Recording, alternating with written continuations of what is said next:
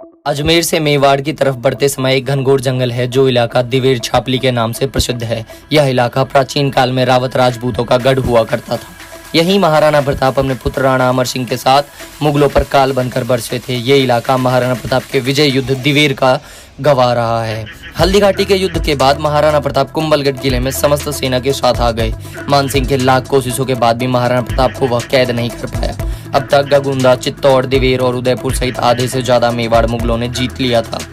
लेकिन इससे अकबर खुश नहीं था, क्योंकि मेवाड़ का राजा अभी भी उसकी कैद में नहीं आ पाया था।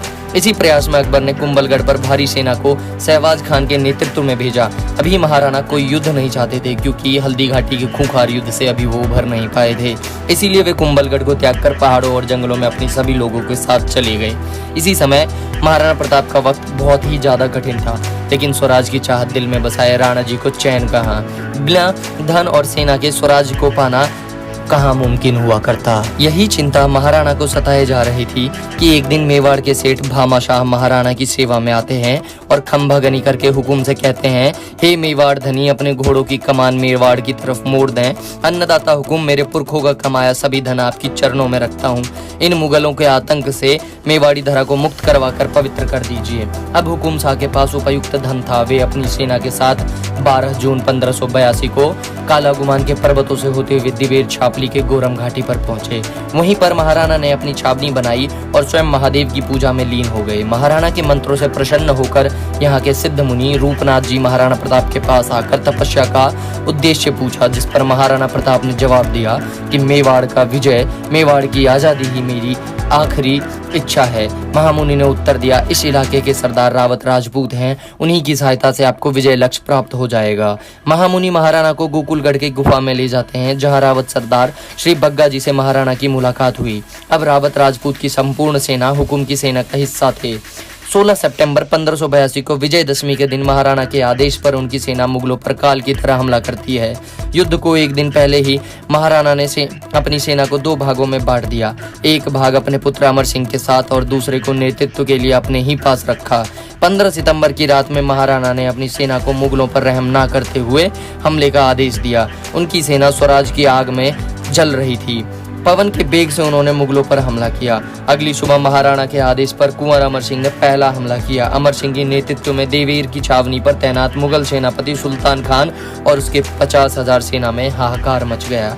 अमर सिंह मुगल सेना को चीरते हुए सीधे सुल्तान खान के पास जा पहुंचे और अपने भाले से ऐसा प्रहार किया कि एक ही वार से सुल्तान को घोड़े सहित जमीन में ऐसा गाड़ दिया जैसे कोई मूर्ति पड़ी हो। सुल्तान खान जमीन पर फड़फड़ाता रहा, लेकिन अमर सिंह की डर की वजह से कोई मुगल सिपाही सुल्तान खान की मदद करने को नहीं आ पाया। तभी अकबर का खास सेनापति बहलोल खान अपनी सेना के साथ अमर सिंह को घेर लेता है। बहलोल खान अपनी हाथी पर सवार था, लेकिन रावत सरदारों ने अपनी तलवार से उसके हाथी की टांग काट देते हैं। बहलोल खान हाथी समेत जमीन पर आ गिरा, परंतु जैसे ही वह गिरा तुरंत घोड़े पर सवार होकर अपनी तलवार निकाल अमर सिंह की तरफ बढ़ा। तभी महाराणा प्रताप बहलोल खान को रोकते हैं। थोड़ी देर तक दोनों के बीच घमासान युद्ध हुआ, लेकिन मौका पाकर बहलोल खान ने महाराणा प्रताप के सामने ही अपना भाला अमर सिंह पर फेंक दिया, जिससे महाराणा प्रताप के क्रोध का ठिकाना नहीं रहा। हुकुम ने 2 कदम पीछे लिया और अपनी तलवार से बहलोल खान को घोड़े समेत बीच से सीधे सीधे चीर डाला। बहलोल खान का आधा हिस्सा इस तरफ और आधा हिस्सा दूसरी तरफ जाकर गिरता है।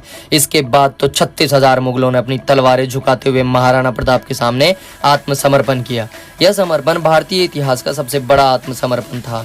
दिवेर जीतने के बाद महाराणा कुंभलगढ़ की तरफ कूच करते हैं। महाराणा की प्रचंड सेना को देखकर अकबर का सेनापति गाजी खान बिना लड़े ही अजमेर को अपने सेना सहित भाग खड़ा हुआ। महाराणा का अब कुंभलगढ़ पर अधिकार हो गया था। यहीं से उन्होंने गोगुंदा, चामुंड और जावर सहित 32 मुगल ठिकानों पर स्वराज का भगवा लहरा दिया। महाराणा ने इन किलों को गंगा जल से पवित्र करवाकर ही उस पर भगवा लहराया था। महाराणा की सेना ने अजमेर की सीमा तक अपनी जीत दर्ज करवाकर मेवाड़ से दिल्ली को जोड़ने वाले सभी गढ़ को अपने अधीन कर लिया। चित्तौड़ और कुमांडलगढ़ को छोड़कर संपूर्ण मेवाड़ पर महाराणा प्रताप ने स्वराज का भगवा लहराया।